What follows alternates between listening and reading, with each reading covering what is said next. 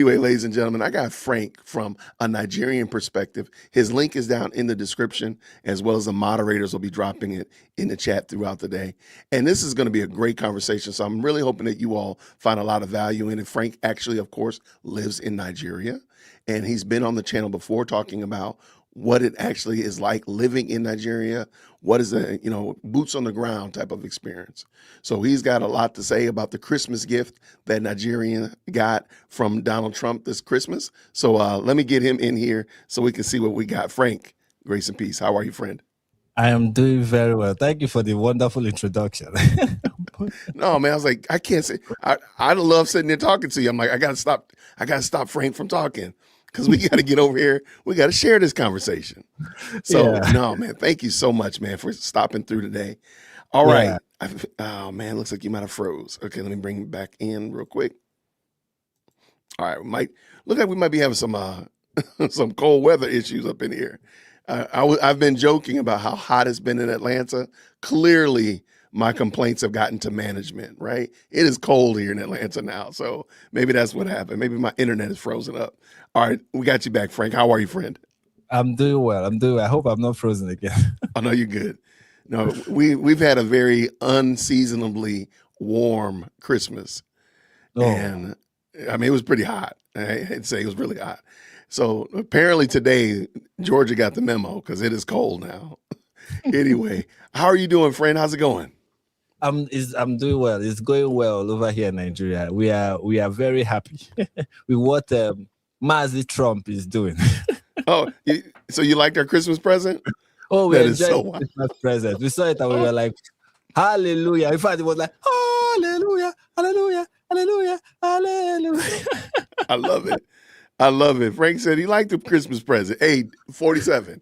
Frank says he appreciates the Christmas present. I love it. I'm very sure I'm not the only one. I mean, there's this prominent pastor in Nigeria. He did a whole sermon about it. Like, he was so happy. Hey, I don't like sermons that are kind of based upon things that are happening in the news and stuff like that. Mm-hmm. I probably will give him a pass for that one. I might let him have that one. Look, you can have the night the bombs fell on Christmas, right? The bombing before Christmas. You can have that one. I'll let you have that one. I was surprised when I saw it. I think I came online on the 25th. Yes, I came online on the 25th, and then I saw it was the Trump announcement itself that I just saw, and I was like, "Wait, what? What just happened?" That kind of surprise, and it's one of the reasons why I am very sure that despite the fact that the official narrative says that this was done in collaboration with the Nigerian government, despite that, I am very sure that the collaboration is kind of that word should be. There should be an asterisk behind it. There should be an asterisk behind it, because there need to be an explanation behind the collaboration. Because I believe that if the United States had not broken that news, people in Nigeria would not have known that it happened. That is the truth. We got the news that we were bombed from the United States. They were informing us. If not for Trump's tweets, if not for the tweets from Pete Hegseth and the rest of them, we would not have known. It was much later that the Nigerian government released a statement confirming it and saying, yeah, we collaborated. It was a joint effort. Yes, we were there. It was, it was a structural collaborative effort, and there is mutual understanding and all whatnot. I feel it's kind of suspicious to me. I don't want to sound like, conspiratorial Candace here, but I feel the relationship between the United States and Nigeria is kind of like a bully type relationship. Where the United States is like, yeah, we're going to do this, and you better move along, or there will be hell to pay. And Tinubu is like, okay, you know what, do whatever you want to do. Just make sure you don't do this. Okay, we're fine. We have an understanding. I think that's kind of how it went. I don't think it was like a willing collaboration. I mean, we have the foreign minister of Nigeria in an interview said that the US gave them heads up 19 minutes before the attack. 19 minutes is wild. Well, and I think if the United States want to do that, is the only way to go, because the government, I think I said it the last time I was here, that the government in Nigeria cannot be trusted. I kept saying it cannot be trusted. Right. If you collaborate with them, they will tell the terrorists that you are coming, and by the time you get there, you will see nobody there. It is going to be a wasted effort. So if it is indeed true, although I feel like it may not have been 19 minutes, he may have been 5 minutes after. After the attack, they're like, yeah, we just did 5 minutes after. It's crazy. Yeah, I'm not even sure they will do it before. I feel like 5 minutes after, they're like, yeah, I know someone has reported that there was a blast in some forest in Sokoto State. Yeah, we are the ones that did it. I feel like that's kind of what must have happened. So there is that, and we've also seen people who have come out to say this, even though they are not official like spokespeople for the government. But you have some people who have like said that the Nigerian government is being bullied to collaborate with the United States because they feel like they have no other option. And on a good day, I will not be okay with one country bullying the other. But when it has to do with Nigeria and dealing with this Islamic terrorism that is going on, they deserve it. Out of these people, like bully the hell out of if bully them and bully them well. People are always like, Trump is a bully. I'm like, yeah, you know what? In other circumstances I would hate bullies, but this is the one bully that I love. So keep bullying them. Keep bullying these smaller countries. This is where your bullying is much needed. So yeah. Right. I love it, man. I love it. Okay. So let me ask you a question. Let's just pretend that U.S. did not report on this and Trump did not tweet on it. Mm-hmm. So you're saying that Nigeria would never have even mentioned it, or they would have said they would have took responsibility for it? They probably would not have said anything about it. There are many attacks that happen in Nigeria that don't even get official report. Wow. Many. Yes. Many. And some of them are even dastardly attacks, like really bad attacks, that if not for some people, you will not have. It's not if not from the government. No, if not for some people who were like, no, we are going to blow this thing out. We are going to make sure everybody know about it. You will not be hearing about it. Like I know a couple of handles on Twitter that report Fulani bandit attacks in Nigeria. And they can report like 15 stories. Only 2 will become like prominent amongst Nigeria. And amongst Nigerians, like only 2 of those stories that they reported will make it to the mainstream in Nigeria. So the remaining 18, nobody even knows about it. Wow. I don't know if you understand. That's kind of how it. So yes, this kind of attack can happen, and if the US did not say anything about it, Nigerians will not be aware. Wow. Okay. Yes. And the good thing about the internet now is that it doesn't afford the Nigerian government enough leeway to control and structure the narrative in a way that will look favorable to them. So, can you say that again? I know what you mean, but can you? Yeah, what I'm trying to say is that usually, when you have like control on how the Nigerian government in the past, before social media, they had control over the news houses, so they can tell them what to publish, what not to publish, and how to report the story, right? But now that you have Twitter, you can hear what Donald Trump is saying without logging on to NTA or AIT or any of the news channels we have in Nigeria, or CNN or whatever. That you can now have access directly to Trump and other sources of information across the world. Now that we have that direct access, the government the amount of narrative construction that they can do is very limited. So, and I think that is a very good thing. It really helps. It really helps the average Nigerian to know what is happening, especially the ones that are online. Helps us to know what is happening without relying so much on established news sources in this country. I love it. All right, man. Thank you so much, man, for that opening. I appreciate it. Well, there's a video that kind of explained the missile attack, and I thought it was super interesting because I thought he gave some great insight. But I wanted to hear what you thought about it and bring your thoughts in on it as well. So let me do this very quickly. Shout out to the best live chat on the internet. I believe some of your people up in here, man. Some of your folks. Your supporters. Absolutely, man. Thank y'all, everybody who's jumped in. Please make sure my mods, if you could make sure that we have Frank's channel, A Nigerian Perspective, is down in the description. But can we also drop it in the chat and just encourage everyone to go check out what he's doing? I see him with that silver play button back there. I'm trying to see if I can get me one by my birthday. Help a brother out. All right, let me bring this. Where exactly did the U.S. military just...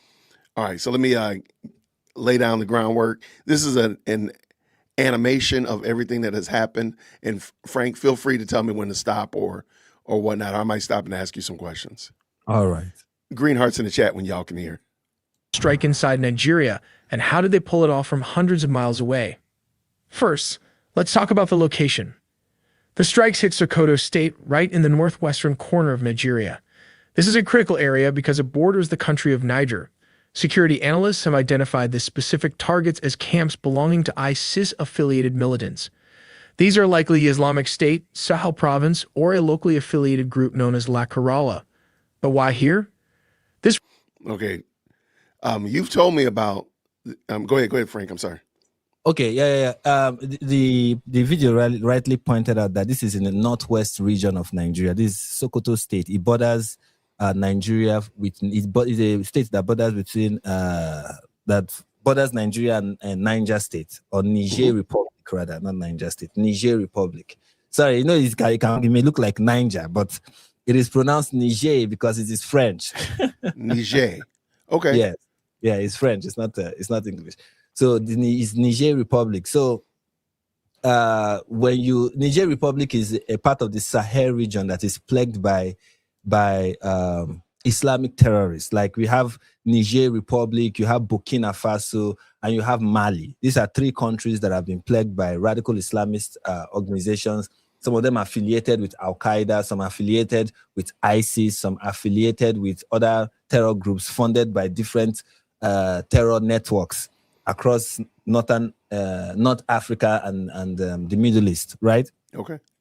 So, in fact, one of the reasons why in the Sahel region, especially the countries of Niger, Burkina Faso, and Mali, why they had a regime change in those countries, it was organic. It wasn't like you had the United States carrying out a regime. No, it was organic. The people themselves kind of overthrew the sitting government and installed like a military government. It was like there were military coups in those countries, essentially. Military coups in those countries was because one of the reasons for the coups was because the French, the current government in those countries, we are partnering with the French government and the French military to deal with radical Islamic groups in their country, but they were not being, they were not dealing with it effectively.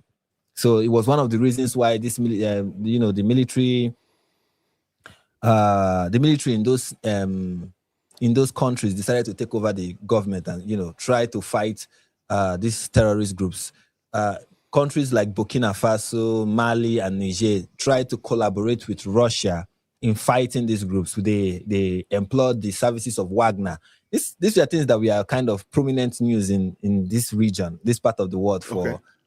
So I know it probably did not reach the West, but it was major news when all these things were happening. So, and it was because they were trying to deal with Islamic terrorism. All right. Now, Niger is not like Nigeria, that they are really committed to dealing with Islamic terrorism. But the problem for Niger is that whenever they are fighting these terrorists, where they usually retreat to is a place that the Niger military cannot go into, which is Nigeria, the Nigerian territory. And you have bordering states like Sokoto, you have bordering states like Borno State. You have Borno State has become like the epicenter. Sambisa Forest has become the epicenter for Boko Haram. And Boko Haram now operates not just in Nigeria, but in Cameroon and in Niger and in Chad.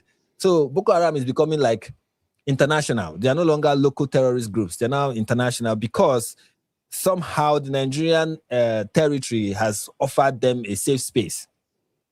So it's something similar like that in Sokoto and the towns that we are hit. Is that these places have become like hubs for terrorist groups. Now, one of the things that people we are wondering when Trump said, I think Trump's announcement was kind of made many people confused because he said that they hit ISIS hideout in Nigeria. And so many people were like, wait, what? ISIS is in Nigeria?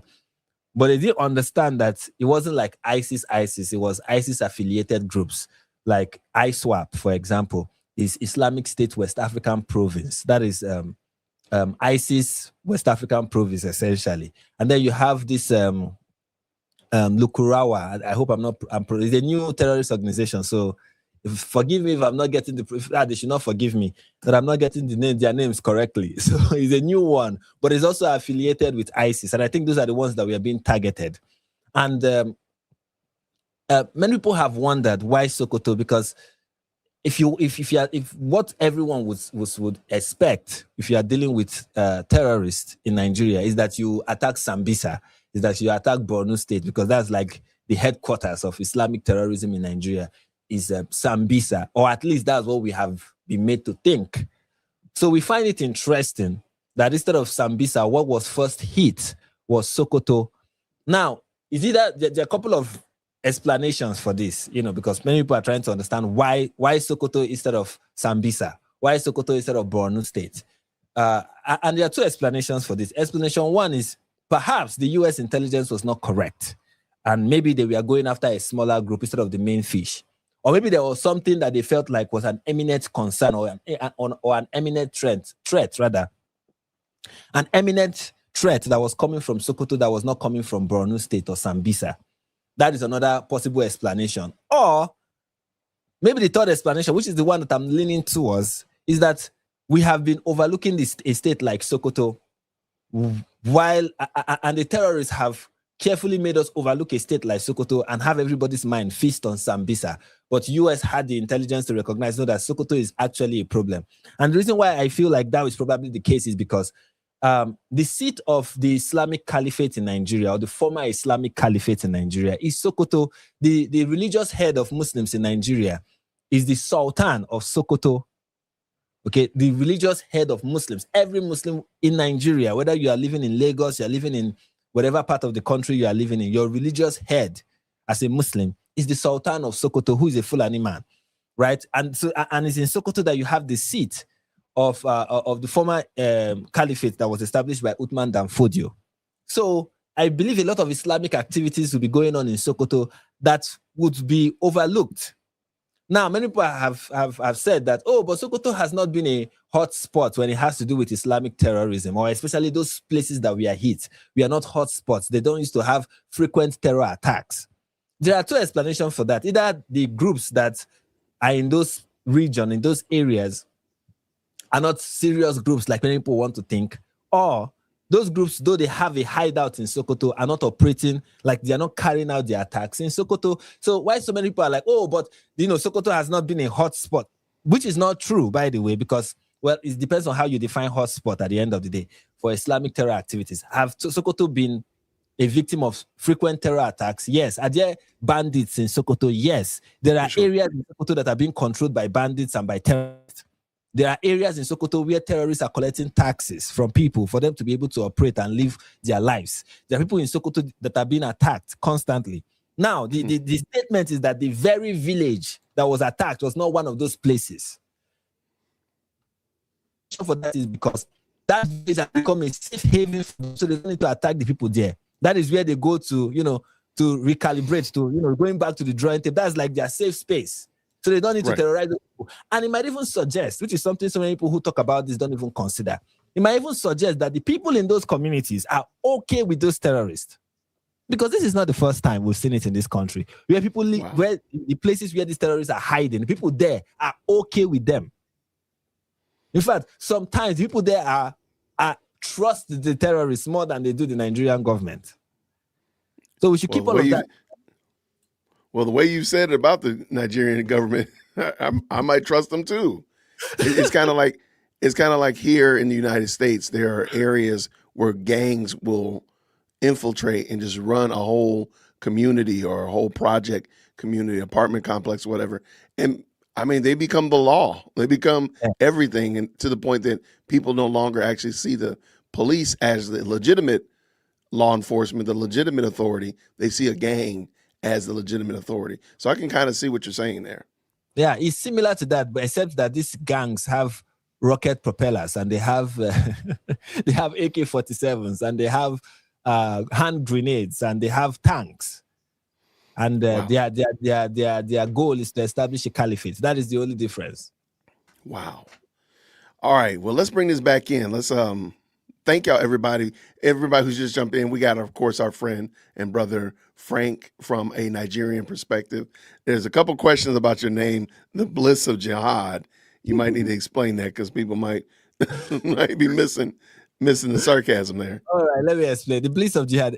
I think some people who are asking it are people who are subscribed to the channel itself, and they don't know that it's me. Yeah, I'm not a Muslim by any stretch of the imagination. I have, except we go with the broad definition of a Muslim is somebody who submits. You know, if that is your definition, a Muslim is someone who submits to God. Then I'm a Muslim, and I'm also an apostate at the same time. Anyways, what I'm trying to say is, no, I'm not a Muslim. I'm a Christian. I make content. The bliss of jihad is just to talk about the awesomeness of jihad. And by jihad, I don't mean the internal struggle that moderate Muslims like to point to. I'm talking about the actual throwing of bombs and all those wonderful stuff. So that's what the channel focuses on, but it does it in a very sarcastic, comical way. People who are subscribed to the channel, who know what I'm talking about. If you want to understand more about what bliss of jihad is, you go over to the channel and you subscribe. And make sure you do that. I like how you did that.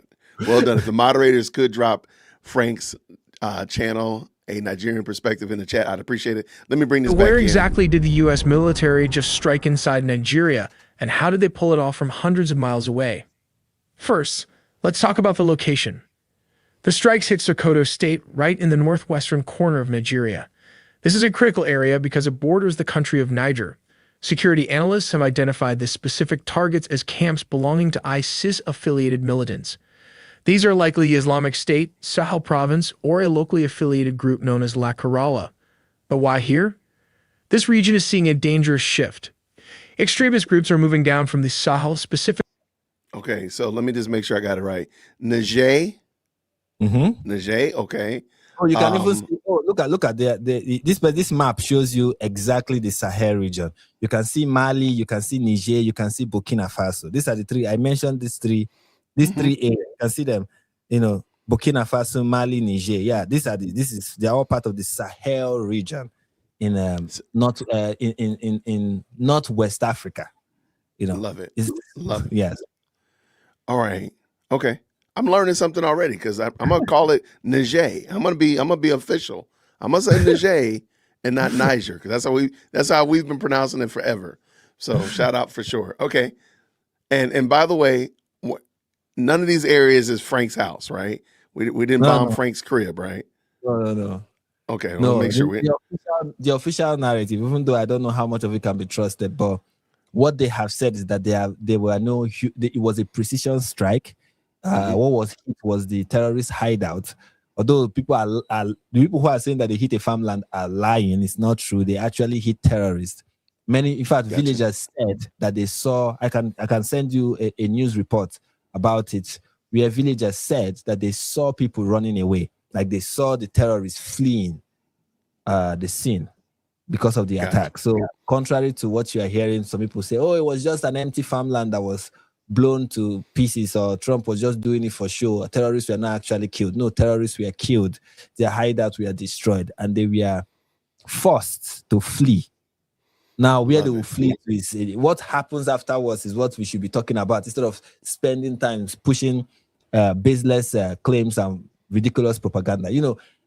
Sometimes it frustrates me when we talk about these things, where there are things that should be established facts, but because people are so dedicated to lying, we'll spend hours trying to just say the grass is green, right? And to talk about what the grass being green means, how it became green. Now, and by the way, if anybody has ever wondered, if somebody said all the way to Timbuktu, now you know where Timbuktu is, right there. No, Mali is one of the, people don't know this, but in West Africa, Mali is one of the biggest. You can see it is one of the. If you zoom out, I don't know if they will ever zoom out. Mali is one of the biggest countries in West Africa, and this is the thing. Many of these places are just deserts. Like people don't live in many of these places. It's just desert areas. You can see how they look like on the map. It's just desert. Yeah. Got it. All right, here we go. Let's go. Quickly from Mali and Niger into northwestern Nigeria. But the real surprise is how they did it. Unlike the drone strikes we often see in other regions, this operation relied on heavy naval firepower. The U.S. Navy launched Tomahawk cruise missiles, long-range precision weapons. These missiles were fired from a U.S. Navy warship positioned all the way down in the Gulf of Guinea, off the southern coast of West Africa. The operation was conducted by U.S. Africa Command. Crucially, both the Pentagon and the Nigerian Foreign Ministry confirmed that these strikes were carried out with the approval and intelligence support of the Nigerian government. But how did the Nigeria war... How do you feel about that? I feel like that is, I don't believe that part. That's what they said. I don't believe it. The reason why I don't believe it is that I'll be interested. Okay, let me tell you this. One time, I've forgotten who, I think it was the defense minister or one minister or one official like that from the Nigerian government was asked, why don't you throw like rockets or stuff into like these people and their, where their hideouts and where they are staying? Why don't you just, instead of sending soldiers on the ground where some of them die, why don't you just, fire rockets to where they are hiding? And the minister or whoever it is said that the rockets cannot penetrate trees. Cannot penetrate trees? Yeah, can't like the trees and stuff. So okay. Someone who talks like that, I don't know if they have intelligence to share with the United States. That's just what I'm saying. Wait, man, y'all might have special kind of trees though, man. Or you got some. Where'd y'all get y'all rockets from? Did you get your rockets from Temu? That could be a problem. Know a guy who can sell you some rockets, man. Don't buy your rockets from Temu. That's the problem, Frank. You can't penetrate trees. So that's when you say they're sharing intelligence. I'm like, okay, that's what, there are parts of the story that you just know. Okay, all right, you have to say it. I understand, Gotcha. And then there are parts that I just, this one is true, So, how did the Nigeria war started? To understand this, we have to look at how this country is divided into Muslim and Christian. All right, and you've told us this when you came on the show before, as well as if you are listening to a Nigerian perspective. Frank has talked about this ad nauseum. Does that look like a good breakdown to you? Does that look like It's not. See, let him play a little bit because the map is kind of slant. I wanted to maybe if he can. Let's see if the okay, yeah. Tell me to stop when you see it. Tell me to stop. All right, yeah, I will. The northern part of Nigeria is predominantly Muslim with approximately... Pause.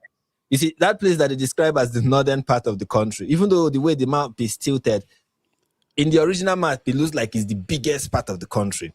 But that is not, the breakdown is not accurate. The middle belt part of Nigeria has a very vibrant Christian population. Many of the states in Nigeria that people believe are like Christian, Muslim majority states have like 40, 30, sometimes 50% Christian population. A state like Yobe State, for example, Adamawa and I think Adamawa State in the northeast. That is part of the place that is being colored as is in the eastern part. That is part of the place that is being colored green for Muslim. But the governor of Adamawa State is a Christian. Why is that possible? Because they have a Christian majority.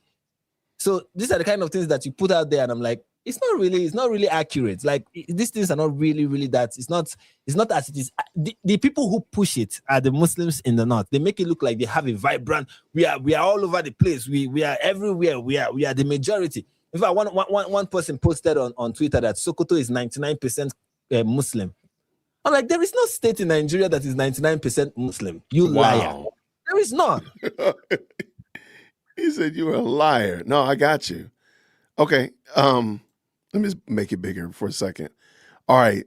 So you're saying that this is definitely not. It's not accurate. Proportionate or accurate. I apologize. It's not accurate. Okay. It's not well, but I'm not going to be hard on the person who is making this video, because of course he's going to rely on the publicly available data. Correct. I guess this is the kind of thing that you understand if you live in the country and you're like, nah, you cannot say this place is this percent. One of the most respected bishops in Nigeria is a bishop in Sokoto. Oh, I got you. Yeah, so he has a very big diocese in Sokoto, and they are 99% Muslims.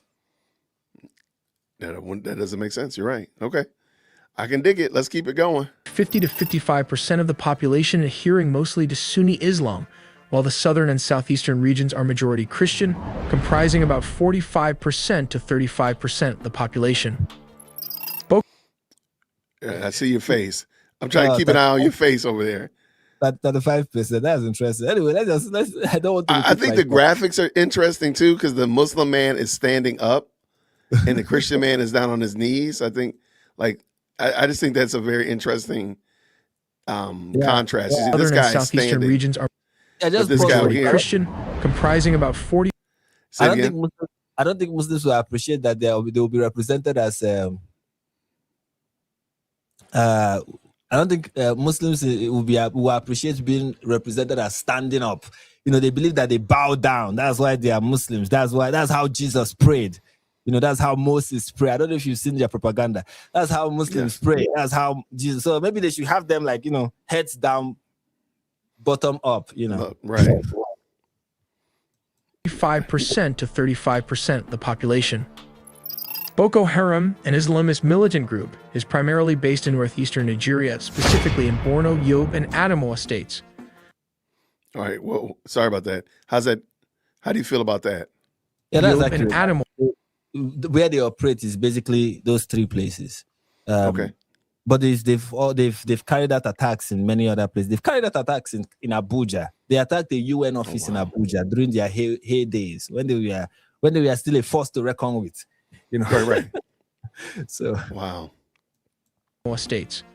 This group adhered to ISIS strategy and will eliminate everyone, whether Muslims or Christian, that does not follow their rule of law. Sadly, most of the victims are their fellow Muslims brothers too. Let's look at their bases. Now I've heard.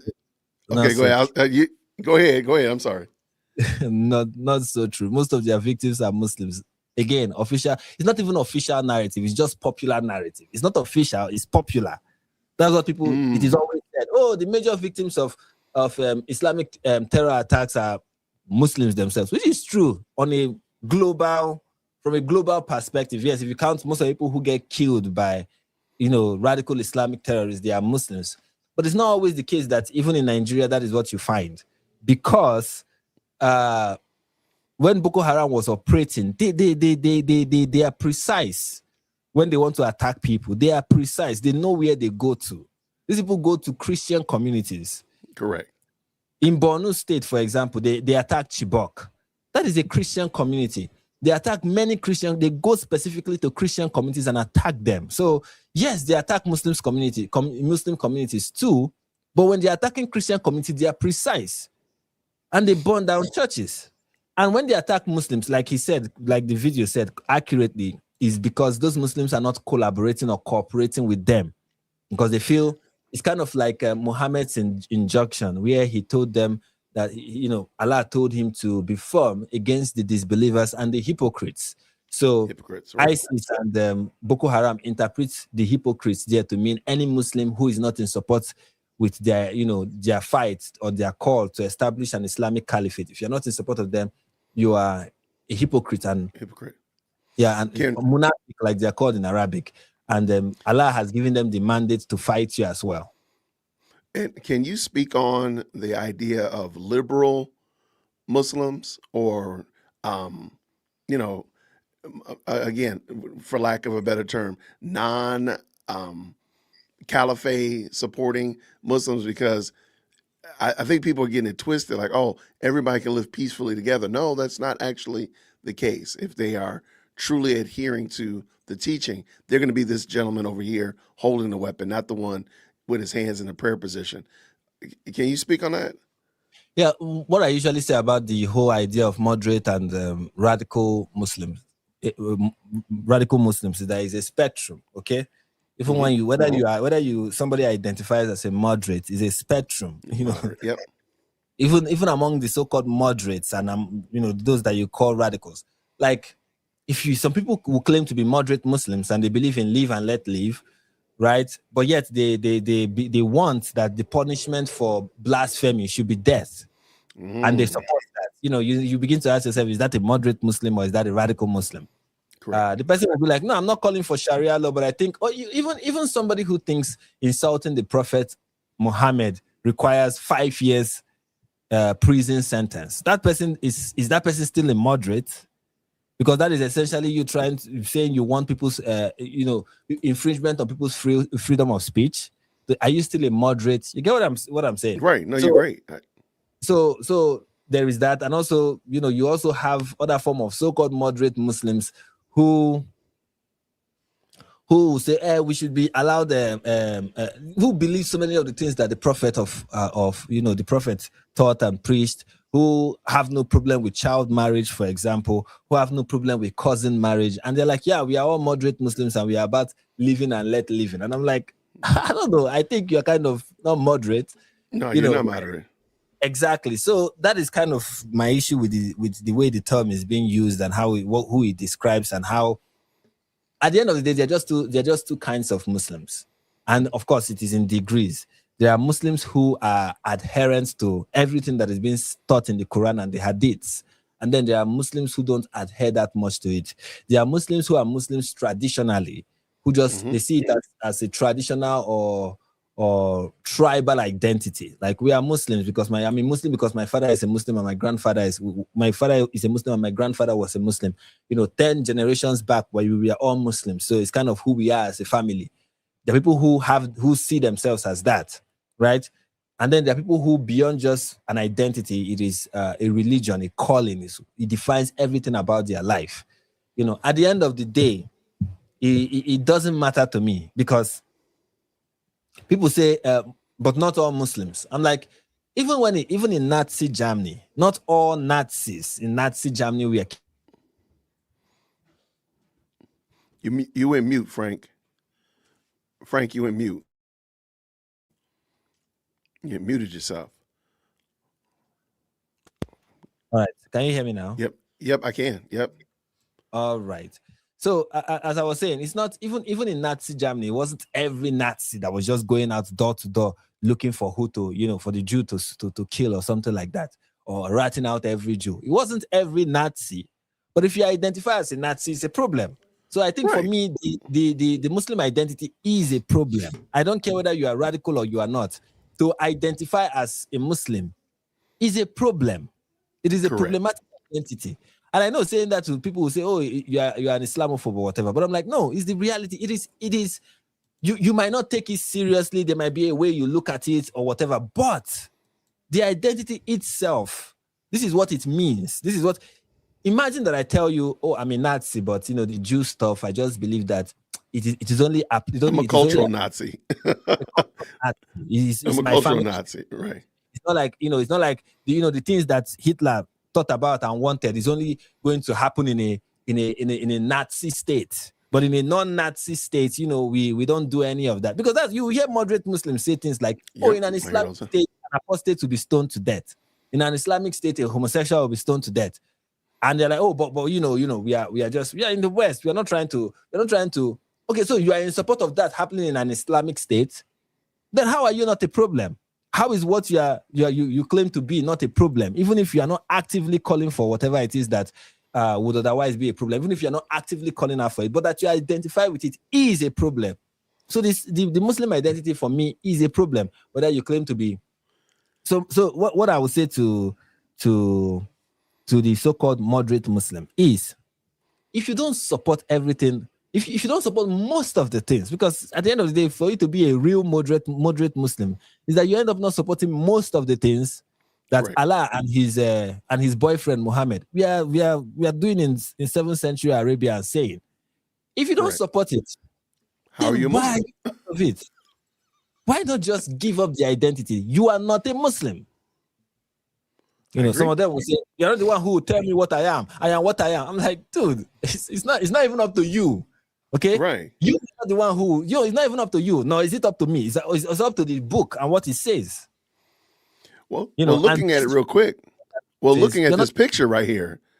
This picture right here will change. I'm like, look, you can be the guy standing next to the Christian with this gentleman with his gun at your head, or you can be the guy with the gun in your hand. There's only two options you have.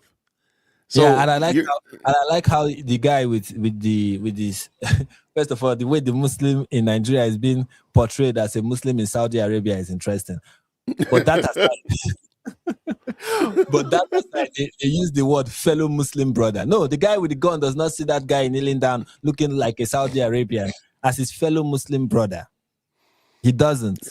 He sees him as a hypocrite, as somebody who is not a Muslim. He sees him as an apostate, essentially. Wow. 2. Let's look at their bases. Boko Haram's strongholds are mainly found in northeastern Nigeria and the surrounding Lake Chad region, which stretches across the borders of Nigeria, Niger, Chad, and Cameroon. Among the Feel good about that? Is that a decent map? That's a good map. Let me get this out of the way. That's a good map of it. Okay. most significant strongholds is the Sambisa forest in Nigeria. Those are special trees, man. Those are special trees, man. Yeah, the vast remote forest has historically. Wait, say again. I said the Sambisa forest that rockets cannot penetrate. Rockets cannot penetrate these forests, man. Historically served as Boko Haram's primary headquarters and training ground, providing a concealed base for planning attacks and sheltering fighters. Another critical area is the Lake Chad Islands. These swampy, difficult-to-access islands offer natural cover, making them ideal hideouts for militants. They function as logistics hubs and supply depots, allowing Boko Haram to move men and material across borders with relative ease. Further, the rugged terrain of the Goza Hills along the Nigeria-Cameroon border acts as a strategic fallback zone. Here, Boko Haram maintains camp. I'm sorry. That place that they call Goza Hill. Goza itself, the name, Goza, yeah. That is a Christian community in Borno State. Wow. Yes. Well, let me back. Okay, so now that I know it's a Christian community, now I want to hear it differently. Hold on. Let's do it again. Boko Haram to move men and material across borders with relative ease. Further, the rugged terrain of the Goza Hills along the Nigeria-Cameroon border acts as a strategic fallback zone.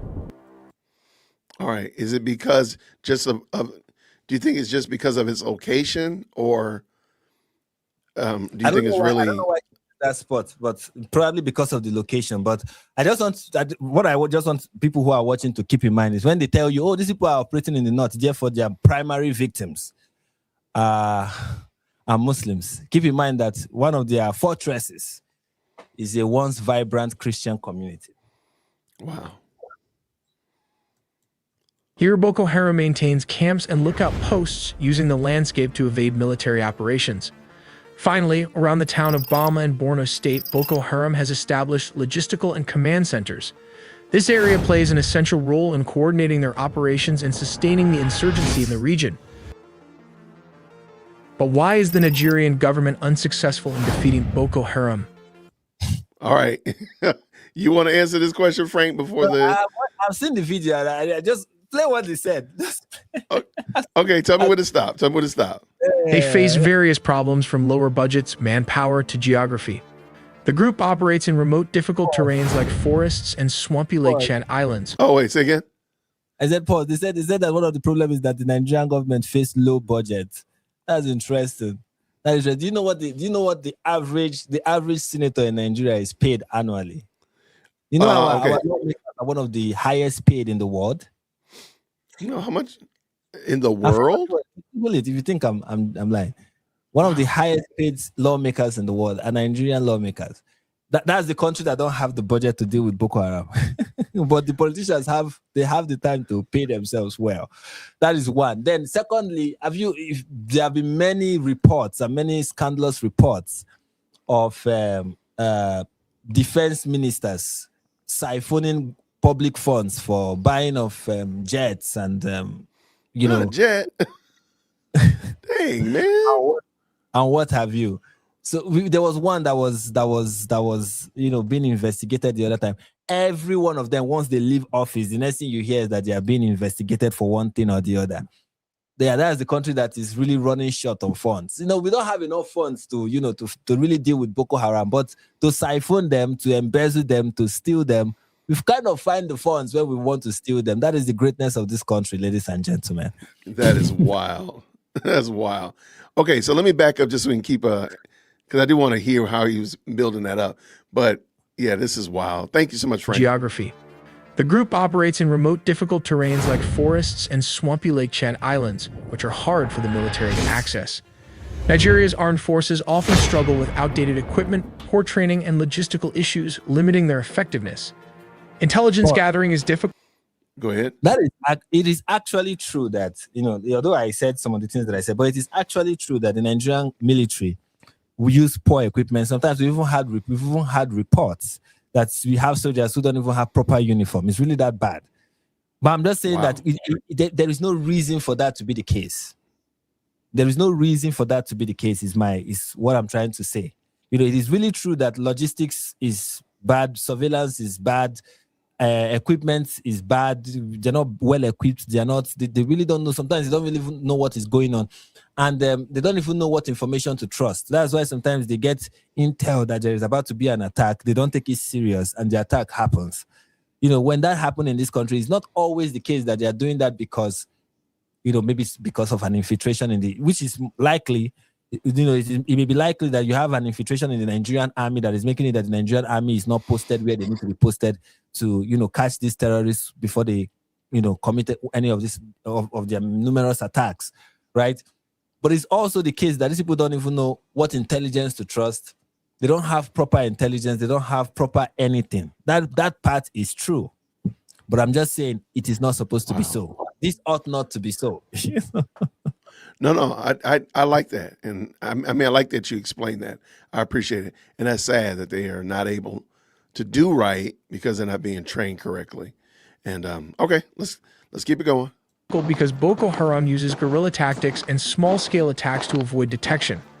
Additionally, poverty, unemployment, and weak governance in the Northeast allow Boko Haram to recruit easily, with some communities mistrusting government forces due to corruption and previous abuses. Pause. You've said this before, multiple episodes. Go ahead. I am tired of this excuse.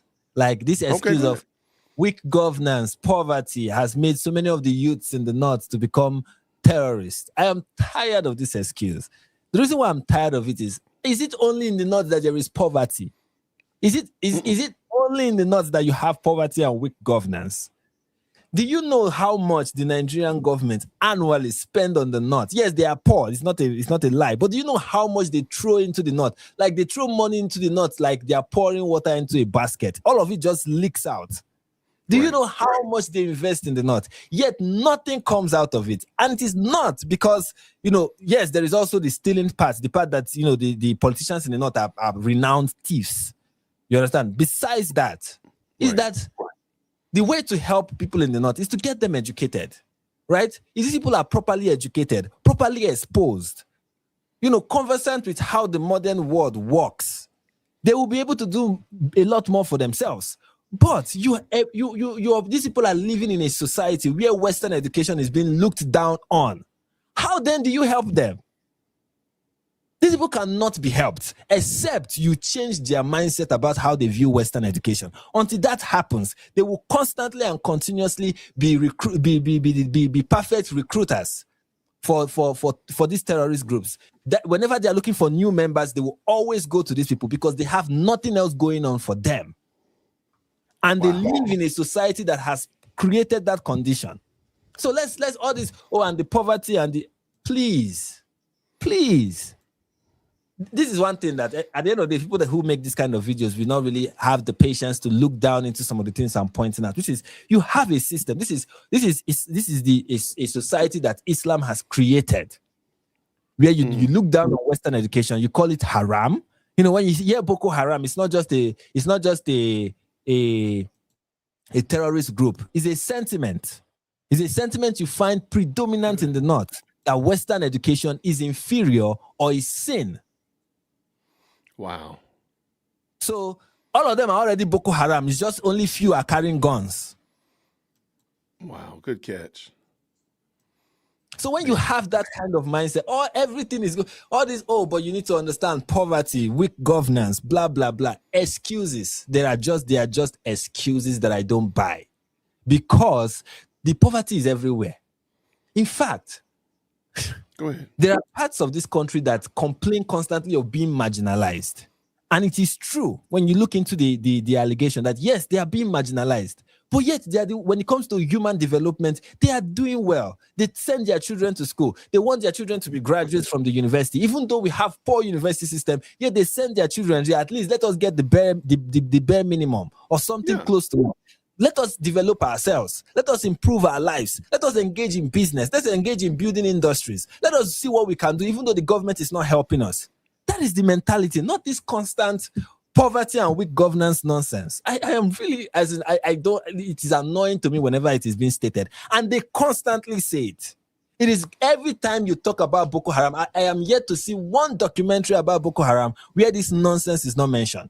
Oh, you have to consider the fact that there is weak governance and there is poverty and people don't trust the government and blah, blah, blah. Therefore, all the young people, or you will see a Northern who has nothing going on for him in his life, right?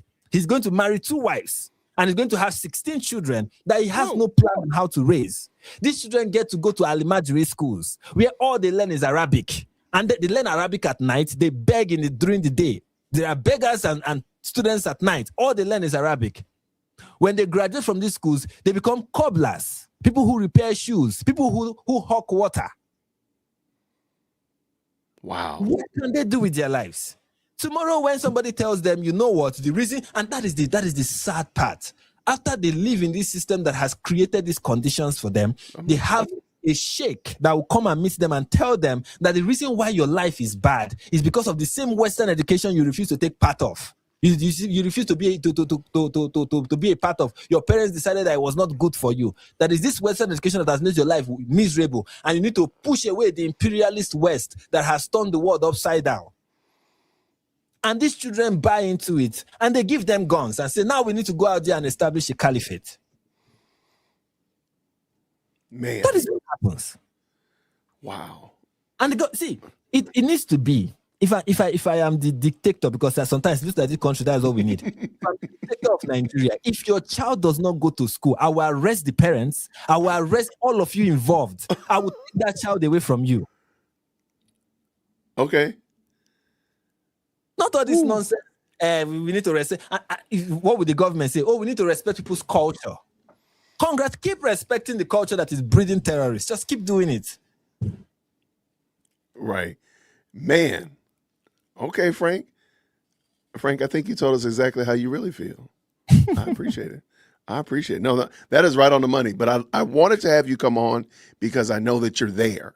And we were talking before we even got started, just what I understand is going on over there, and then kind of even what you understand is going on here in the United States is very interesting to hear how information is being conveyed, how what you understand what's going on in the States, and we'll talk about her in a moment, but just it's super interesting. So thank you for that. Let's get this back going. The group's cross-border operations require regional cooperation, which is often slow and complicated by sovereignty concerns. Human rights concerns and security force abuses have also eroded public trust, making it harder for the government to gain community support. Let's take a closer look at how the U.S. would go about targeting Boko Haram. First, they'd establish naval and air dominance. A naval task force made up of aircraft carriers, destroyers, and amphibious ships would position itself in the Gulf of Guinea. From there, they provide air cover, launch precision strikes, and be ready to quickly deploy troops wherever they're needed. Next comes intelligence gathering. Using satellites, drones like the MQ-9 Reaper, and signal interception, the U.S. would keep constant watch on Boko Haram's movements, strongholds, and communication, giving commanders real-time awareness of the battlefield. They'd also work closely with Nigeria and neighboring countries to coordinate security along borders, share intelligence, and conduct joint operations that make it harder for Boko Haram fighters to slip across borders. The weaponry. Wait, how did you feel about all that right there, Frank? I don't know if that is probably the textbook plan, but I don't know how much of it is being followed. I don't know if the neighboring, of course, I know that the United States don't have a good relationship with the government in Niger. So there is that. So I don't know what intelligence gathering they are doing with neighboring countries. Probably they are doing good one with Cameroon and with Chad. I don't know how much they are collaborating with Niger, because they are really not, the United States government is not in good terms with the government in Niger. So there is that. And so that's like textbook is that various countries collaborating together to try to defeat a common enemy. I just feel like the Nigerian government is not part of people collaborating in the collaboration. Okay, no, I got that's you. just how I feel. And so if this problem of Boko Haram is such that I will always say it, and I'll continue to say that if the Nigerian government want to deal with Boko Haram, like militarily, if they want to give Boko Haram a decisive defeat, they can. They just, for many reasons, political and otherwise, don't want to. I've said it multiple times that the problem with insurgency in this country is that many of their sponsors, many of their financiers, many of their supporters, many people who want to see these terrorists succeed, especially in Nigeria, many of them are in the government. Many of them have government position. Many of them are respected statesmen who control a huge demographic and a huge voting bloc, such that you will not want to where they tell. And usually it's also the problem in the north, because you need to understand that in northern Nigeria they vote as a single block, right? They go to the mosque, the imam tells them who they are going to vote for, and then they go out there and vote for the person. And then the imams have this organization where a bigger imam tell them what they are supposed to teach their pupils, and they go ahead and. So, for example, if you want to win election in Sokoto, you have to be good with you have to be in good terms with the Sultan of Sokoto. If you are in good terms with the Sultan of Sokoto endorses you, you are going to win. So you have key figures like that are religious in northern Nigeria, and they are the ones that tell their people who to vote for. So. And many of these leaders, these religious leaders in the north, they share the sentiment of Boko Haram. In fact, they want, if the only problem many of them may really have with Boko Haram is that, yes, we want a caliphate, we don't just want you guys to be in charge. I don't know if you understand. Wow. That makes perfect sense. That may be their only objection to Boko Haram. But do they want an Islamic caliphate? Yes. Let me not say every, let me not generalize, but a good portion of the Muslim population in northern Nigeria want an Islamic caliphate. They want it. Wow. So, yes, they are taught to want it. They are taught to desire it. They are taught to look forward to it. They are taught that it has to happen. That one day it is going to happen. Allah will give them the strength, and they will conquer either the whole of the north and the north central, push the Christians out, or probably kill them, or probably subjugate them, or even the entire country itself, and get even the Igbos under their control and have them become dhimmis. This is something that is being fed into their head constantly. Now, many of them do not carry guns and are not part of Boko Haram, but Boko Haram radicalizing them is like setting fire to a dry bush. Yeah, for sure. Yeah, it's like setting fire to it. These people are already ready. They just need They just need a spark, and Boko Haram is just that spark for some of them. Do you understand? I like it. I like it. I like what you're saying. Yeah, another thing you need to notice is that besides Boko Haram, which is something people don't recognize in northern Nigeria, there is little Donald Trump can do by way of military action at the end of the day. Because the mentality is there in the north. It's not just Boko Haram. The mentality is there. And we've seen Muslims, just normal day-to-day Muslims, carry out this mentality, where you have riots, religious riots in places in the north, where the goal of this religious riot is to displace the Christian communities in the north. Like wow. That is and they've succeeded in many instances. We have a state like Kaduna, used to be majority Christian. Now it is minority Christian, and it is not because of Boko Haram. It's because the Muslims in northern part of Kaduna have systematically, through riots and religious conflicts, pushed the Christian population down south and taken most of their lands. These things are happening in Nigeria constantly. I have a friend of mine who stays in Bauchi who told me how in Bauchi they have this religious clash happening. They used to have it, now it's no longer the case, but they used to have it back then, where you have Muslims coming to attack the Christian communities. These people didn't have guns back then. They didn't have rocket launchers. They didn't have any of that. All they had was machetes and bikes. Right. And with that, they were already wreaking havoc in the Christian communities That just like how Muhammad told them to terrorize the infidels around them. That is what they have been doing. So at the end of the day, the mentality is still there. That's why, I mean, in Nigeria, it's not just Boko Haram. It is not just Boko Haram. It's the mentality of most Muslims in the north. And if I'm understanding you correctly, no matter what they do as it relates to the operations, the physical movement of Boko Haram, the mental mentality, again, the mentality is there. So if it's not Boko Haram, it'll be something else. It will be something else. Yes. It'll be something else because the mentality's there. Gotcha, man. Yes. Thank you so much for that. And even the people who are wreaking the most havoc, that is even the interesting part that people don't even recognize. The people who are doing the most are not even Boko Haram or groups that we are mentioning. They are unorganized bandits who belong to no political or terrorist name, no named terrorist group. These are local bandits, group of people who come together and say, okay, we are going to just keep going from one town to another, terrorizing, raiding, kidnapping. These ones don't have a name. We don't know what terror group they belong to. We don't know what flag they raise. All we know is that they scream Allahu Akbar. Those are the ones doing the most. Wow. So they're not even a part of the Boko Haram. Yes. That is wild. Thank you, Frank, man. I appreciate it. By the way, if you just jumped in, thank you so much. We have Frank from a Nigerian perspective. He actually lives in Nigeria, and he's just giving us his thoughts on this video explaining the gift that Trump sent Nigeria for Christmas, and he's just explaining it as a resident of Nigeria. All right, let's go. The weaponry? Cruise missiles like Tomahawks would launch from naval destroyers and submarines to take out key Boko Haram bases and supply depots. At the same time, stealth fighters like the F-35 would carry out airstrikes on command centers, minimizing collateral damage.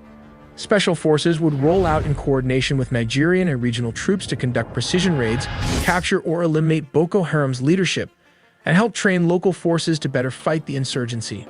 Finally, how do you feel about whoever it is that they are training, they should be sure that the person that they are training is not a future Boko Haram member. That would be my only question as well. Like, how do you know? Like, we've done this before. We've messed this up before. Yes, and again, this propagandist Islamist, the Islamist propagandist on social media will hop on it and say, you see, look at this guy that carried out this attack. He was once trained by the United States. What does that tell you? The United States are the ones who are creating. We've had this kind of talk. Oh, the United States are the ones creating the terrorists. Oh my gosh, that would be crazy. Came in, tried to help somebody defeat the terrorists, and then the person you were helping to defeat the terrorists was actually the terrorist. Yeah, it's actually the terrorists. Wow, good catch. So disrupting Boko Haram's logistics, especially in challenging terrains like the Lake Chad Islands and Sambisa Forest, would be vital. Cutting off their supply lines and making movement difficult would severely weaken the group. Together, this multi-layered approach combines America's advanced military capabilities with regional partnerships to systematically break down Boko Haram's strength, reduce their recruitment, and help restore stability in the region. For the U.S. to completely... do you feel like any of that can be done with your current administration, current government? It can if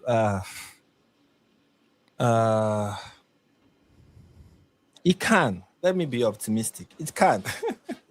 It can happen. There's nothing God cannot do. It can happen. No, I got you. All right, let's keep this going. To dismantle Boko Haram, they would need Marines and boots on the ground. The strategy involves deploying a ship capable of carrying Marines, tanks, and armored vehicles close to the shore using these hovercraft. These hovercraft traverse water, beaches, and difficult terrain, delivering troops where traditional landing craft or aircraft can't go.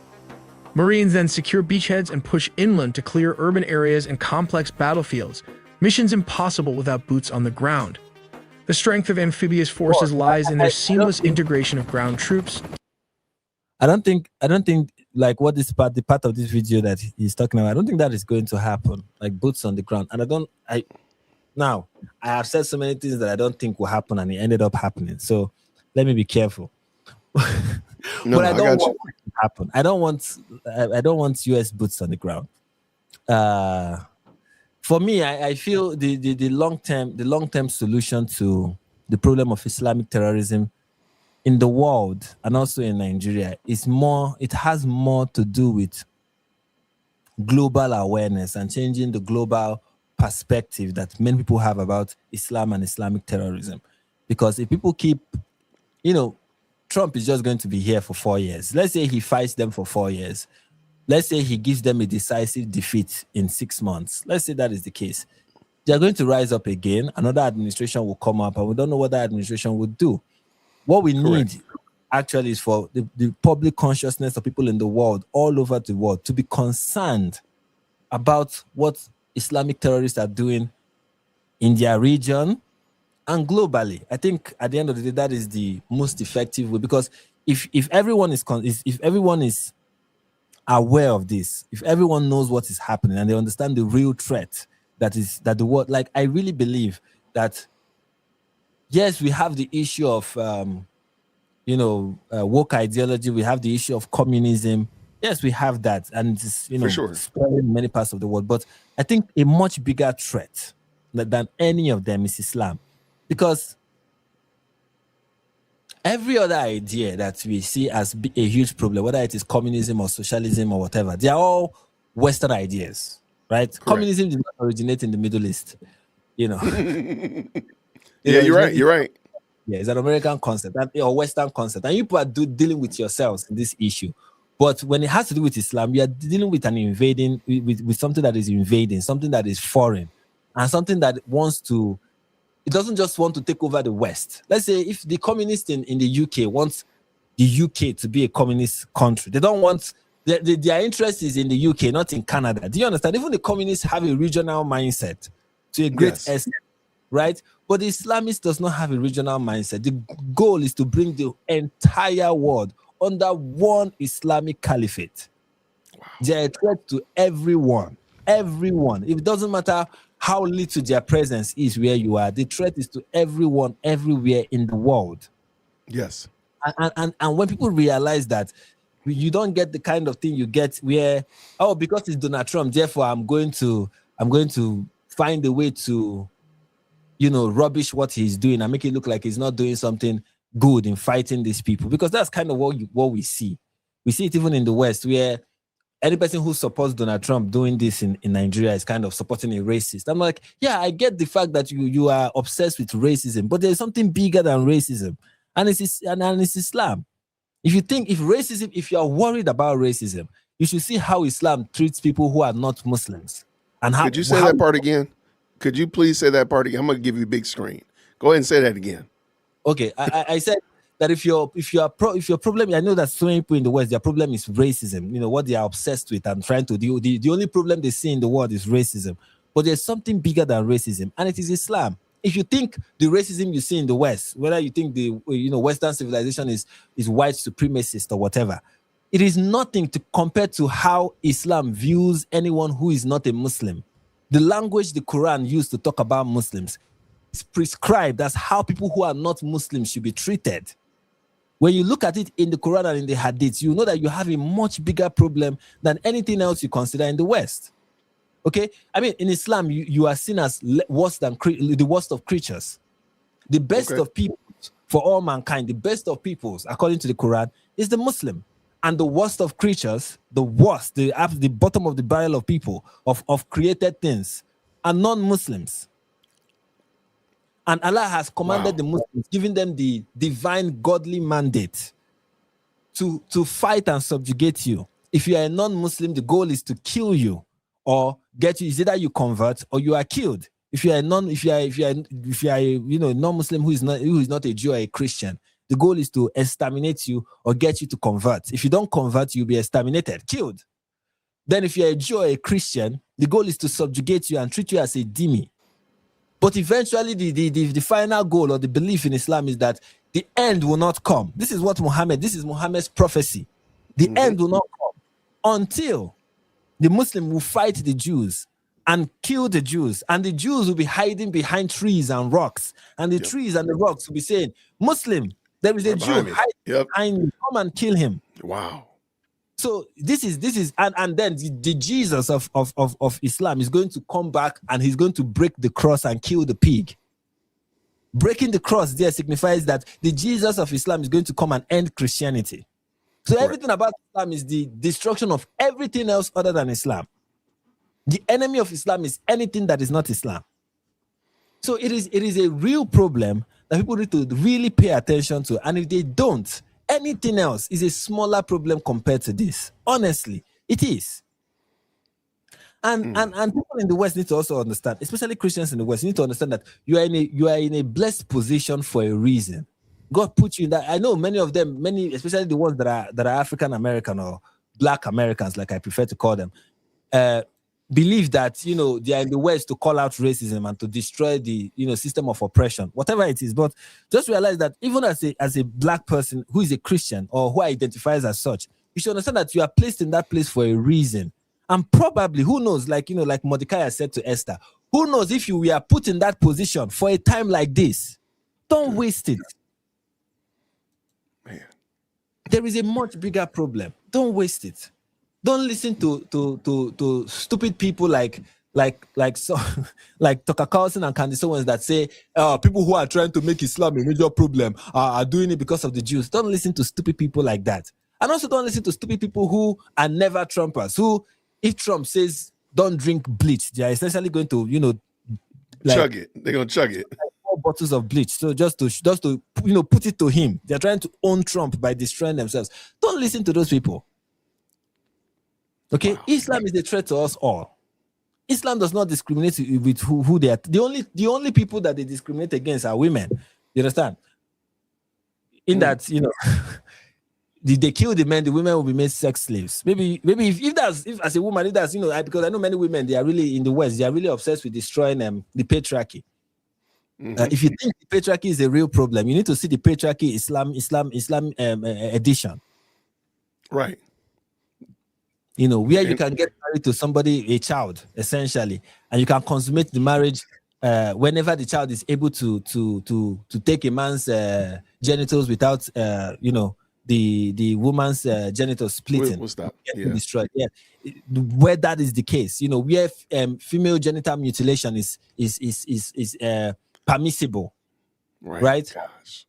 So if you and the cowardly things, many of these movements in the West, I consider them big cowards, because people who are like feminists, they are in the Muslim world. Like, there are feminist group in the Muslim world that are trying to stop FGM and child marriage, for example. Okay. But they are so cowardly that they will not even recognize that this is an Islamic problem. Right. They will call it everything but an Islamic problem. They will say, oh, it is a cultural issue. I'm like, yeah, what is the name of that culture? Middle Eastern culture, really? No, it is. What's the culture? What's the culture? Right. That is a cultural thing. Yes, an Islamic cultural thing. The culture that has been influenced and shaped by the theology of Islam. So yeah, that is the main issue at the end of the day.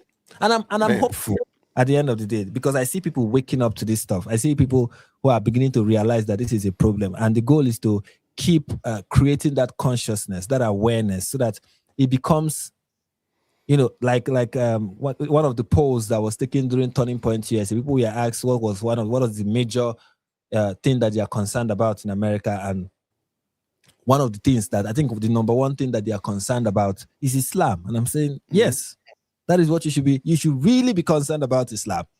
It is a real problem, Absolutely. Wow. Thank you, Frank. Let's keep it going, man. Tanks, helicopters, and F-35 fighters, working together to suppress enemy resistance and maintain momentum. Hovercraft add tactical flexibility by bypassing coastal barriers and carrying heavy vehicles air transport can't handle, allowing forces to strike where the enemy least expects. Once ashore, amphibious forces conduct sustained operations backed by naval gunfire and air support, stabilizing captured areas and protecting civilians. Their operations follow a disciplined rhythm: planning, embarkation, rehearsal, movement, and swift action, transforming sea power into lasting ground control. While aircraft carriers dominate the skies, amphibious warships bridge the gap from sea to land, turning devastating airstrikes into actual control and enduring influence. Okay. I like this. Yeah, but I'm sorry. It's not really explaining to us what really went down. Right. Because I like, okay, fine. It's well ironed out. all that kind of stuff like that. But if I was looking at the map correctly, that's a lot of land between the water and getting to where Boko Haram has been, where you're trying to really peg them down or nail them down to. So you're gonna be going through a lot of towns. You're gonna be engaging with a lot of civilians. You're gonna be engaging with a lot of people that could be or couldn't be working for or working against your efforts. I agree with you, Frank. I don't want this to happen. I think they probably, hopefully, they've done enough with the missile strikes that they don't need to do this, because I don't think this would go well. Yes, we can consider other like stuff to react to. Like I think before we started the live stream, I sent you the Facebook post of Sheikh Gumi, the Sheikh of Islamic terrorists in Nigeria. I also sent you another link to a report from Arise TV. You can look at that to actually understand like the news reports that we are getting from Nigeria about what is happening. And could you send that to me in the private chat? I have Gumi right here. Oh no, I'm sorry, I do have it. I'm sorry. Okay, so we'll look at this in a second. And this is the report of the missile strike? Yes, like the situation. Okay. Yes. Oh, perfect. We'll look at this in a second. Thank you, man. All right, let's get done with this. So shout out, if you're just jumping in, we got Frank from a Nigerian perspective, a good brother of mine who actually lives in Nigeria, who's given us his perspective on Trump's Christmas present that he gave Nigeria, as well as just what's going on in Nigeria with the persecuted Christian population there. So let's keep this going. Thank you, Frank. With this combined capability, can true victory and peace be achieved? But the brute force multiplier of these hovercraft, let's take a look at how they change the tide of the battlefield. U.S. Navy hovercraft, specifically the landing craft Air Cushion and its upgraded counterpart, the ship-to-shore connector, revolutionize amphibious warfare with their speed and versatility. These hovercraft can travel at speeds over 40 knots, about 46 miles per hour, far quicker than traditional landing craft, drastically reducing transit time from warship to shore. Their unique air cushion design allows them to glide seamlessly over water, beaches, marshes, ice, and difficult terrain, places where conventional boats cannot operate. This ability opens access to roughly 70 to 80% of the world's shorelines, vastly expanding potential landing zones beyond the limited 17% reachable by older landing craft. Hovercraft can carry a 60 to 75-ton payload, enough for one M1 Abrams tank or multiple armored vehicles and several dozen troops, making them invaluable for rapid deployment of heavy forces ashore. Their capability to bypass natural obstacles like reefs, mines, and mudflats ensures that forces land where enemy defenses are weakest or least expected, enhancing tactical surprise. Thanks to this speed and terrain. And I don't know, man. I'm really enjoying seeing some of the animations because it is cool to kind of see. But on the same note, I'm like, I don't want tanks in Nigeria.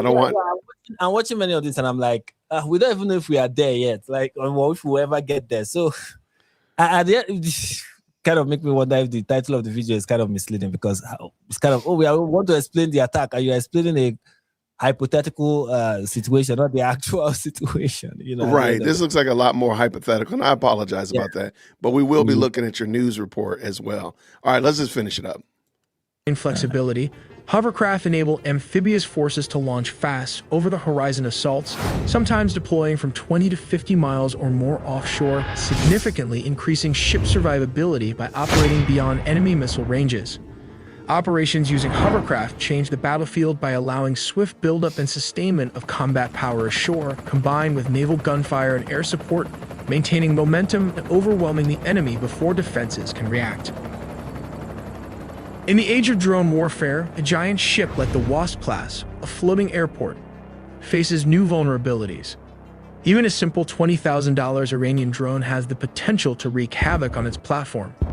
To resist such threats, these ships are armed with multiple defensive layers designed to counter attacks from every angle. At the bow and stern, the RIM 116 rolling airframe missile. I apologize. Yeah, I'm laughing the way they said like the ship is at risk of. I'm like, at risk of what? Like Boko Haram don't have what it takes to. If like a ship that is docking in the Gulf of Guinea, Boko Haram don't have what it takes to hit it. Like they don't even need to worry about that. Yeah, I don't. I think they might. Again, this might be not and I might have jumped the gun a little bit, pun intended, that I thought this would be a good video and it does seem a lot more hypothetical. I didn't realize how much hypotheticalness he was embellishing. But is it okay to finish? Fine. Go ahead. Launchers rise above the starboard side superstructure, offering clear lines of sight and rapid interception capability against incoming missiles. Midway along the ship on both port and starboard sides, the RIM-7 Sea Sparrow missile launchers work in tandem with their fire control radars to provide broad coverage against aircraft and missile threats. Failing systems protects the superstructure and are found forward and aft of the ship. Some Wasp-class ships feature a third amidships, ensuring that defensive fire overlaps and every sector remains covered. Mark 38 machine guns sit at the edges and corners of the hull, their elevated open deck mounts giving them a wide field of fire to engage fast boats or drones approaching from any direction. Closest to the weather deck, 50 caliber M2 Browning machine guns are distributed at the bow and amidships on both sides. These are placed so operators can quickly respond to low, close-in threats approaching the waterline, filling the final gap in the ship's comprehensive defensive envelope. If the preceding method proves ineffective against small targets, another close-in weapon system, the CRAM, comes into play. The CRAM integrates the radar and electro-optical system of the Fallings, but this bad boy alone packs an 11-cell RAM launcher that can be reloaded, thus creating an autonomous system that can engage threats without relying on external information. Within the CRAM is the RIM-116 rolling airframe missile equipped with an infrared homing device. This small, lightweight infrared homing surface-to-air missile is specifically designed for engaging subsonic missile, such as the Soviet-era P-15 re-engineered by Iran. We make original 4K 3D animation with a small team of animators, so please support us by subscribing. Is that the end? I think they do a good job, but yeah, I do think that was a little bit more hypothetical as it relates to. I kind of wanted to see like, well, where did the missiles hit? And the such like that. So I apologize about that, man. Always learning, ever learning. All right, give me your overall before we pull up the news article, the news discussing it. Anything else you want us to take from that we just saw? No, nothing much. I think I've said all the things that You let it out, man. You didn't hold a lot back there, Frank. You didn't hold anything back, my friend. Okay, so by the way, if anybody's just jumped in, let's just real quick, because you have definitely some people from your channel that are popping in. Thank you so much for the $2 super. I need to know about those found rockets. Truth, are they found rockets? Did you hear, what is this? Oh, yeah. I know what he's talking about. He's saying there are pictures of people who post rockets that I don't know what it was that they were posting and say, oh, these are the rockets that we are fired. I don't know what those are. Honestly, I don't know if they were the rockets that we are fired or if it was just something else. Now, when we look at Sheikh Gumi's post on Facebook, you understand why. I think it explains why we see many of those pictures online right now. People are just popping them out saying, oh, look at this is one of the missiles that was fired. I don't think that is the case. I just think it's just people posting things online. I got you. Okay. It's quite unfortunate that, social media that is supposed to be an avenue to post valid information has also been hijacked by people whose intention is just to confuse people and just post, hey, this is what happened. And which is one of my fear with the whole conflict is that the Muslims have learned something from Gaza. Sadly, they've learned something from Gaza, which is that we may not be able to win the war on the ground, but we can be able to win the PR war. So one of the things that they are going to do, which we're already seeing them doing, is that luckily for them, they have allies among the lefties and among people who are liberal, who call themselves liberal. They have people there who are going to echo whatever it is that they feed to them. They know that, and they are using that greatly to their advantage. So yeah, if Trump is going to go really hard on them, so expect that you are going to see clips of, it might be clips from 50 years ago. It doesn't matter to them. Those who just died because of a gunshot from America. They're going to see that over and over. All of these are just to distract. What we know thus far is that nobody was killed, nobody was injured, no person's property was destroyed. It was terror hideouts that were destroyed, and the terrorists were fleeing. And I want to believe that official narrative because everything else is hard to confirm. It's just people posting pictures and say, we saw this. And the funny thing about the rockets that they will snap is that it's always going to be a close-up photo. So you cannot even place it in any location. Correct. So it's just dismiss most of that. We don't know what those are. Got it. Okay. Yeah. Appreciate it. Also, thank you so much, Happy Mac with the 5. Praying for our Christian brothers and sisters. A peaceful and free new year. Frank, shout out to him. Amen. Happy Mac. And another one from your subscribers. They didn't have a question, Frank. They didn't have any comment. They just love the game. Thank you so much for the $10 super for sure. Now, Piggy says this. Your Islam coverage is so important. Thank you. Jesus saves. Frank, you've been doing an excellent job. Thank you. Really appreciate that. Thank you so much. Now, Irene is our sister over in our Brit in the U.S. She says this. Thank you for covering this. God bless. And I think it is important because, and she also became a new member. So shout out to that as well. We don't get good. We don't have good intel on what's going on in Nigeria. Now, of course, there are certain areas around the world that get a lot of attention. You know, that little sliver of land that looks like New Jersey in the Middle East. We're always going to hear about them. We'll always hear about what's going on in Canada. Anywhere, I hate to say it, where America can kind of look bad or America stubs their toe or America really fumbles it, we're going to find out about that. But when it's somebody else doing something against other people, we don't hear about it here like that. So I want to bring in this news article that you sent me, which I think, again, I've never heard some of this. And it's kind of wild. If you want me to stop Frank, just let me know, okay? Yeah, before you play it, we're not going. Intention with the news story is not for us to listen to all of it. I just want us to listen to what was said at the beginning, because everything else is kind of elaborating on what was said at the beginning. So because that kind of summarizes what exactly like the news is saying, like what the news is, what we know, and not all the speculations you see all over the place.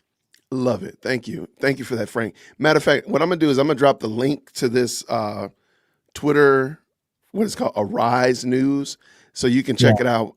Frank is just going to tell me where to stop, and I will obey. I'm with you, sir. Uh-oh. Look, one of your people said, "Hey, I just got up in here. Don't stop." Oh, I guess we got to go extra innings, man. We got to go extra innings now. I have a video to edit, guys. Then we got to get you going. Let's get this game. Frank has work to do. All right, let's go. Green hearts in the chat where you can hear.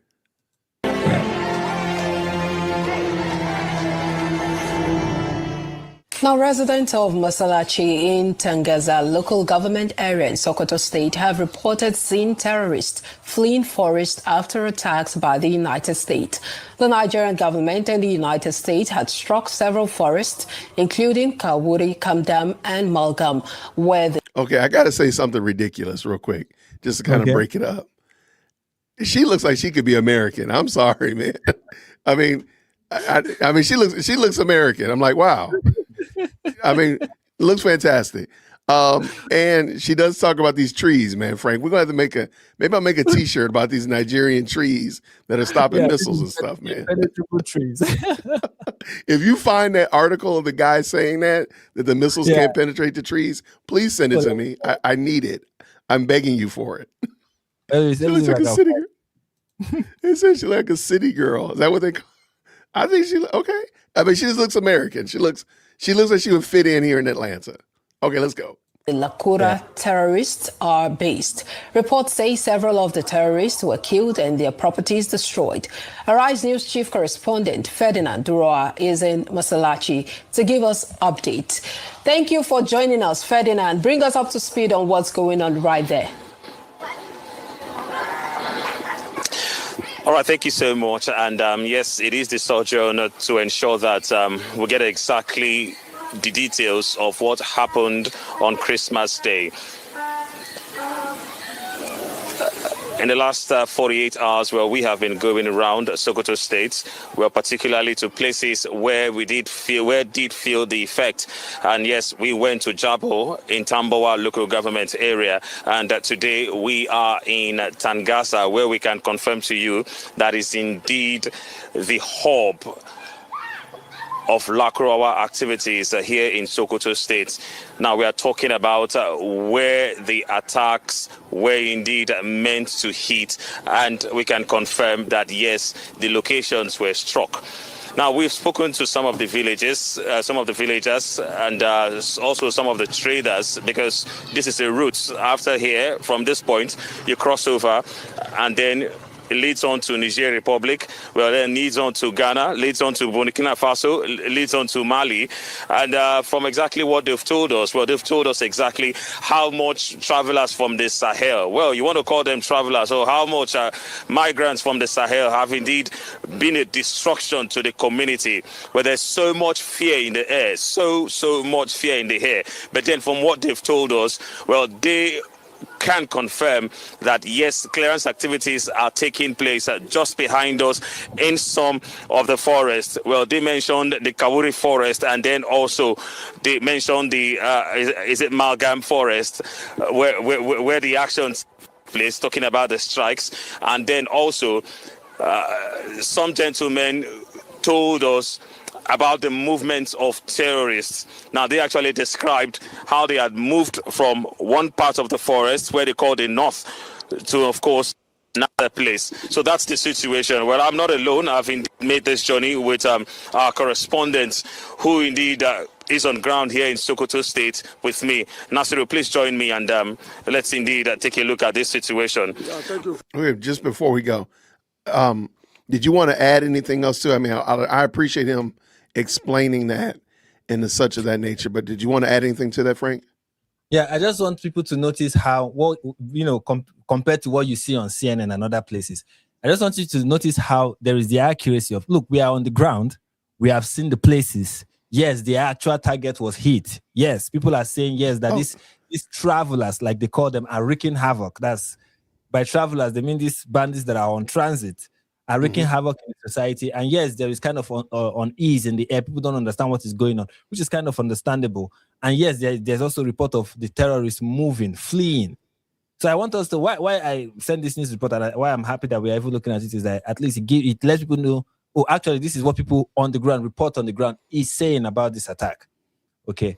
So I also sent you a link to that. I got it. I have it ready.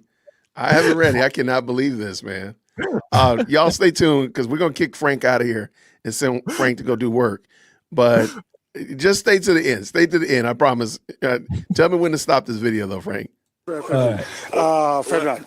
Well, we wouldn't want to say it's a revelation that was made, because these are some of the stories that you have reported, including the activities of those coming from the Sahel, who indeed come in, cause disruptions, and go away. But then the only situation right now is that, yes, this is the first time that we're getting pictures in Tangasa since that attack on Christmas Day. Exactly, Mr. Ferdinand. Yeah, Tangasa has a very complicated security situation where the Lakura operated, and also they have bandit, and also a kind of a tribal conflict between the houses. Wait, okay, I know it's bad.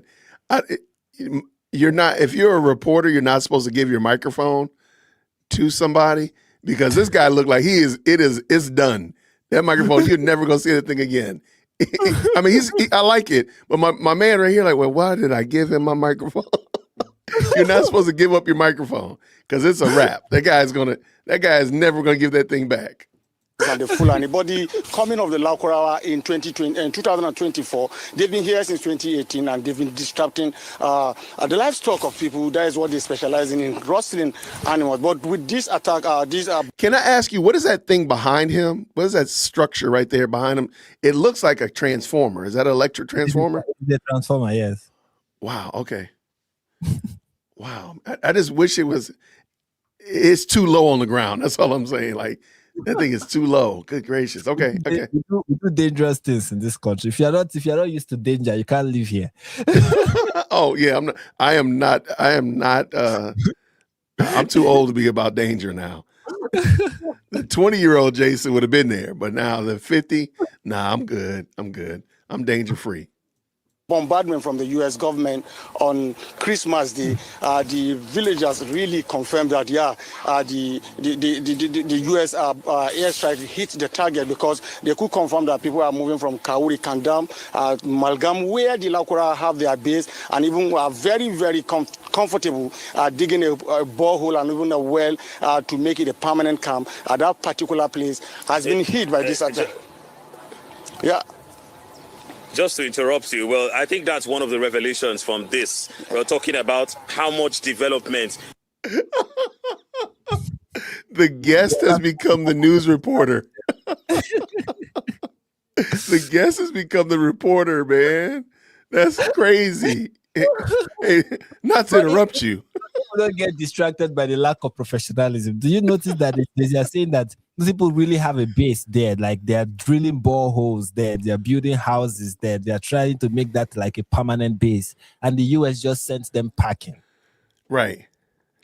Do you understand? So I'm saying, keep that in mind when you hear people say, "Oh, it was a pointless attack," because that is kind of what I've seen so many people say. "Oh, it was a pointless attack." They did not. What was being.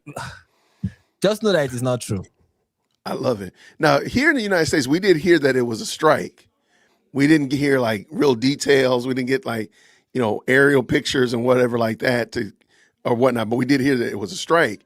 But I'm glad to hear this as well, that they're being very clear about it, even though the reporter had lost his microphone. I'm sorry, that thing is still cracking me up, man. It's keeping me engaged. They say have taken place in some of these settlements in the forest.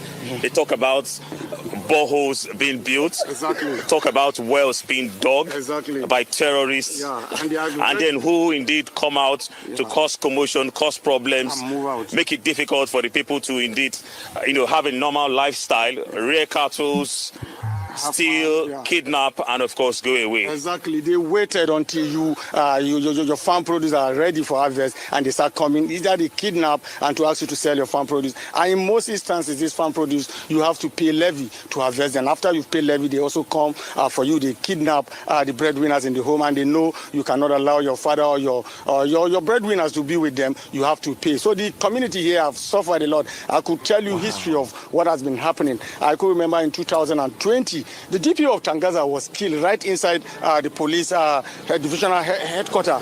6 other police officers were killed also. Oh, sorry, and in 2021, Sorry about that. Did you hear what he said? He said, I've forgotten what he mentioned, but now many people are saying 21. Yeah, he said the DPO, that's the Deputy Police DPO, what does it even stand for? Let me not. I think it's a police deputy. Yes. Yeah, police. That was kidnapped and killed in this area. You see the terror attacks that have been happening here. This is not something that is just, this is contrary to what we've been hearing, that these places have not really have issues of. We've had people say, "Oh, this particular area did not have issue of terrorism. Why didn't they go to Sambisa? Why did they go to Sokoto? Why didn't they go to?" We've had people say that. I even saw one woman. I featured her in my video. I responded to one of the nonsense she said, because this lady is a Nigerian that stays in the UK. She goes by Shola Mos Shobamimu, and she's a UK Nigerian. And she was saying, "Oh, Trump went and hit forest. They are not even sure. Why is he doing this?" And I'm like, "Why are you this stupid? And you're a Nigerian. You should know better. You should know better." You did not even wait. It's shocking to me. Some people did not even wait. Okay, let's get the full story. This happened on Christmas Day. I did not say anything about it on Christmas Day. I did not say anything about it the next day. I did not say anything about it for the whole of the week that it happened. We are having this conversation on Tuesday. You sent me a message. When did you send me the message for this? And I responded on Monday. Why I need to respond is that I really wanted to know. I want to have as many stuff as possible about what is going on before we even comment about it. I waited. Right. But you could not even wait. And you are in Nigeria. What they are talking about is what is happening in your country. Wow. But you are so quick. You so hate Trump. My problem is this lady. Of course, the UK woke mentality has already warped her mindset. So she's so much. As her hatred for Trump is so much, she cannot even wait. And they are talking about her country. At least if you want to report on the UK, you can keep lying. But for your country, for once, be accurate. Right. But even that you cannot even afford to do. That is really bad. No, I'm right there with you. Man, great catch. Do you want to finish this up? If you want to finish it up, Okay. I'm very sure that there will be more things to make you laugh. No, I am getting a little chuckle out of this.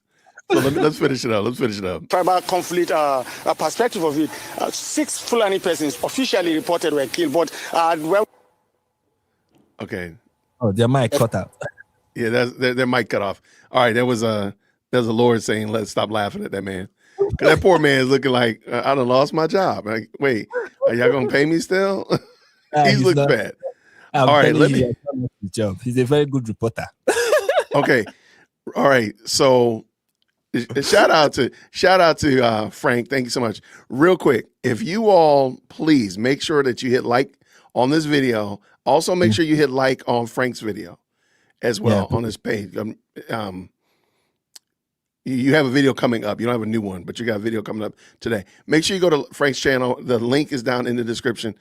And once you've hit the like button, drop the green heart in the chat. Let us know that. And because you all have been such great students today for Jason and Frank's show, I'm going to bring up this post about the bombs are too the trees are deflecting the bombs of Nigeria, which is the craziest thing. And it's from the defense minister. This is the craziest word. Yeah, it's from the defense minister. All right. I think it's the defense minister. I don't know if it's the current one. Let me see. I looked at it. I don't know either. But my goodness. But let me see. When I look at it, I will know if it's the current one or the former one.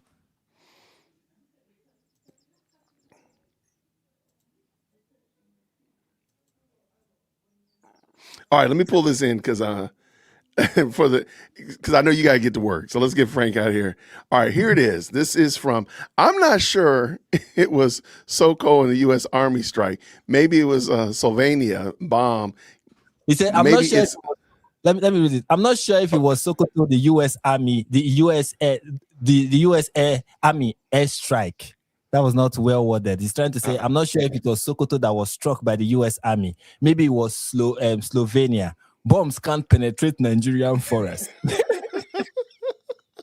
And then he posted it. This is by, I think this is the former Minister of Defense. This is by Mohammed Dabaru. And he said, yes, we know the location of the terrorists and bandits, but bombs cannot penetrate the forest. We are studying the situation. So yeah, trees cannot allow bombs to enter the forest. Okay, bro, y'all got some. Yeah, that right there is screenshotable right there. I love it. That might have to become the thumbnail, man. Hold on, let me grab that real quick. That might be the thumbnail. I don't know what to do with that one, Frank. Man, y'all got some powerful trees over there, man. Y'all trees are defeating bombs and missiles and everything else. Yeah, so when you have somebody like that as the defense minister, you can see that we are in safe hands. Well, okay, watch this then, Frank. This is what you do.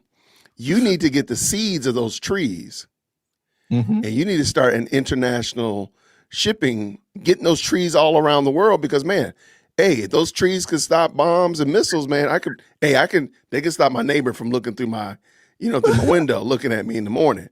So hey, they you can be rich. You can be rich by next Tuesday, man. I think those trees lose their power once they leave Nigeria. They are only effective when they are planted on Nigerian soil.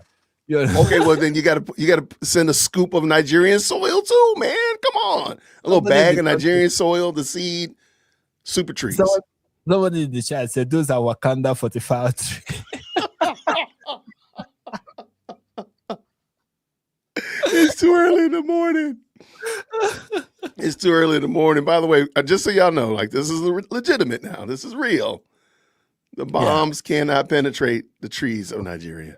Yeah. Frank, I'm gonna kick you out of here. Get out of here, man. Thank you so much. Thank you. Man, this is so much fun. Y'all, real quick, man, type Frank in the chat. Let Frank know we appreciate him. And we gotta type Frank in the chat because that way he knows that he can come back. We need Frank to be here. We need Frank to come back more often. But again, tell us real quick about your channel, what people can expect when they come over to your channel. A Nigerian perspective. Listen, anyway, I've not been posting on the Nigerian perspective. Not like you should not go there and subscribe, but I've not been posting there for like a month now. I've been focused on my second channel where I post a couple of videos. I really bless God for how the new channel is coming. We started not too long ago, but now we already have like 1.5K subscribers in the new one. So that's kind of like a good improvement for me personally. We've already gotten one video that already has 20,000 views. So that is, and we are not even up to 2 months old. I think that is for me, I consider this like huge. It shows that, you know, the content we are doing there is really like good content. So if you really want to see more of that, I focus more about, you know, Islam, Muslim stuff and what Muslims are doing, and kind of make fun of them while exposing them and exposing the ridiculousness of the religion. So that's what the channel is about. If you want to see more of that, you know, in a way that will not, you know, usually when I talk about Muslims in the Nigerian perspective or on live stream like this, I'm usually angry or feisty, like somebody in the comments said.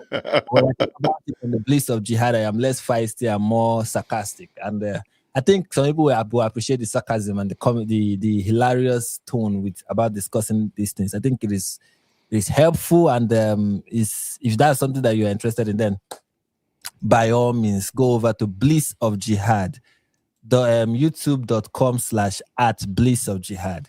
That is the channel, and you can subscribe and you'll get very wonderful stuff.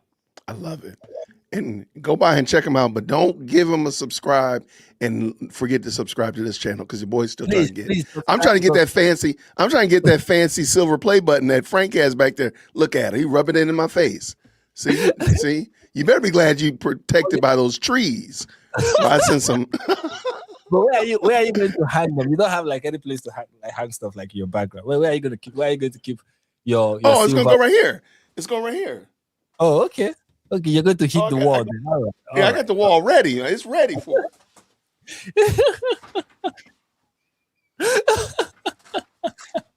Don't worry. Inshallah, you're going to get it. Inshallah. I love it. Did the mods? Okay, here's a Nigerian perspective. Thank you so much. All right, the Bliss of Jihad is your other channel. Let me make sure that if the mods can make sure it's in the chat, that'd be great.